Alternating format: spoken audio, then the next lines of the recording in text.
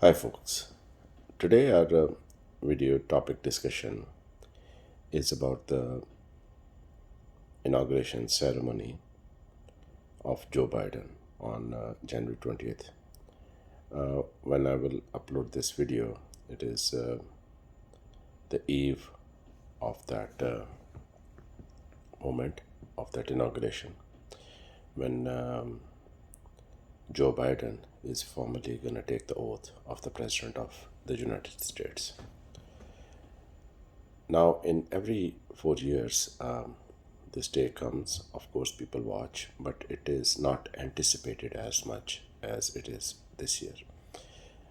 And there's an obvious reason for it. What has happened, what has conspired, I think, on January 6th in the US Capitol has forced people to have a fear, the doubts, as well as a very worrying anticipation of this event that's going to happen tomorrow.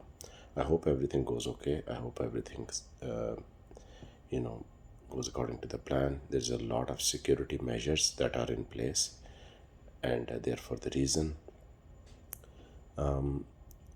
And I hope the U.S. democracy goes on its path and take the turn around the corner on January 20th, like tomorrow around noon. What has happened on January 6th? Let's just discuss about that. That a mob have insurrected into the United States Capitol. That mob wasn't a mob really initially.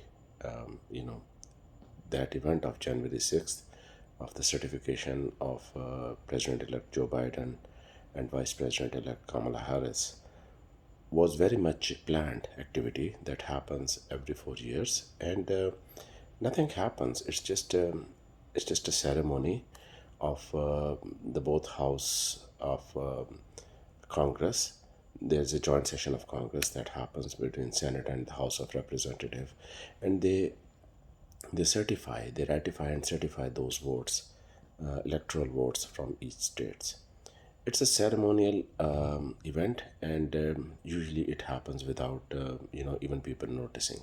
This year, January 6th become one of the days that was anticipated because current President Donald Trump has mentioned that some of his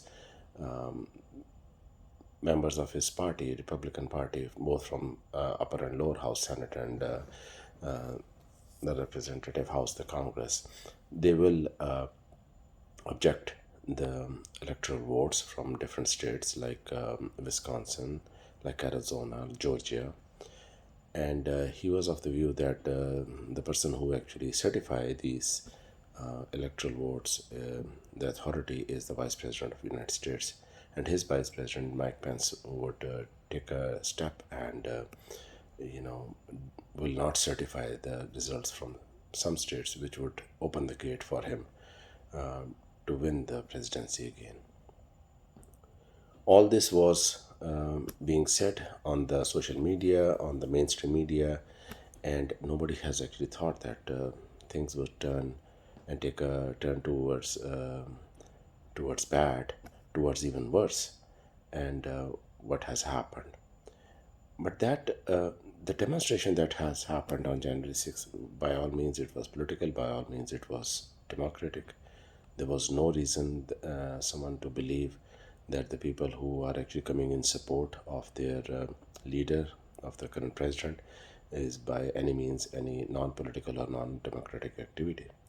They had the right, and they do gather, and if they would have gathered peacefully and showed their support towards their current president, it would have been another political show of strength from Donald Trump. It would have done good to him instead of what has done to him in the current state, and things would have gone the same way that they had gone already.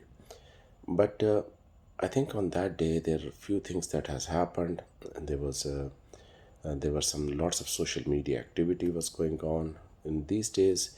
Actually, most of these events, most of these riots, most of these demonstrations, they turn usually differently. What they have been planned is, in my opinion, is primarily social media. I know lots of media is covering that President Donald Trump has, addressed that group of people. Like, I mean, that the whole bunch of people that actually got gathered. President Donald Trump addressed that rally. That's perfectly fine. I don't think there was any problem. I mean, if the president or the leader of the party, who is in power right now, is going to address a rally which is gathering in support of him, I don't think anything was wrong. However, there were some speeches that were in that rally. One from Donald Trump Jr., Eric, and then Rudy Giuliani, were not according to what the situation would demand from them. I mean, instead of giving a calm to them, they were like a kind of inciting them to go over to the capital and show your strength. I mean, the words that were used is go to the capital and show your strength. It was taken much more differently. Showing the strength is mean, ransacking through the capital and making their way, or break their way into the Capitol building and show their strength by holding hostage the member of the Congress, and stopping this ceremony of certification. I think that those words have been taken incorrectly, and then they just spun around in the social media, and by the time people have gotten closer to the capital and have decided to break their way into, it was too late to actually stop that mob. And then that mob went in, and we can see, in the different pictures, that how bad it is. They went all the way into the Senate hall. They went all the way into the main lobbies and the offices of the member of Congress and the senators. Some people went into the House Speaker Nancy Pelosi. The guy was sitting there. Um Other people were, walking away with the things they have stolen, ransacking, breaking the things, breaking the doors, breaking windows. It was just a mess. In my opinion, after the 9/11, 2001, which was an unimaginable attack on the U.S. soil, this is definitely 9/11 on the U.S. democracy. The U.S. democracy have had this unimaginable, unthinkable attack on it. The Capitol building, which is the monument of U.S. democracy, which is an icon of U.S. democracy, just like the Twin Towers. The World Trade Center was an icon of the U.S. Financial and corporate power in the world. Similarly, the Capitol building is like the icon and the power of the U.S. democracy. Uh, was attacked by a mob, and not by anybody. The only difference between the 9/11 and the January 6th is that back in 9/11 it was attacked by the invaders, by the people who were not US citizen, and they launched an attack on US. Unfortunately, this time the attack was launched by the people of the US. They were very much citizen of US. They still are, and they were the voters also of the current president. And but they launched an attack. So in some respects, it's actually much worse than what has happened back in 2001. Uh, why I say that? Because that was a destruction, and US, rose from those ashes and stood up tall, and regained their power. US regained that power, and made their way back into the, you know developed world as the leader. And I'm sure that US is gonna, US democracy now has a challenge there to rise from these ashes and come back and show the world that that one small event which turned into a bloody event. By the way, 5 people died. One of the police officer actually later died, so total 6 fatalities. But thankfully, no member of Congress was hurt. That was the real target of that mob. Um, but even then, I think US can show to the world that they can rise from these ashes. But in my opinion, this has laid the foundation of something that has not been seen for the last 200 plus years in the US. This has shown the way to a mob of people that if they want to enforce their views, if they want to enforce what they think is right, they can make their way into the US federal buildings and take control of that. We have seen that what has happened in Missouri almost few months ago, and now we have seen that similar kind of activity has happened on January 6th. So in some ways, there's a parallel between what has happened on back in 2001 9/11, what has happened on January 6th. This is why, in my opinion, it's a 9/11 on of the US democracy.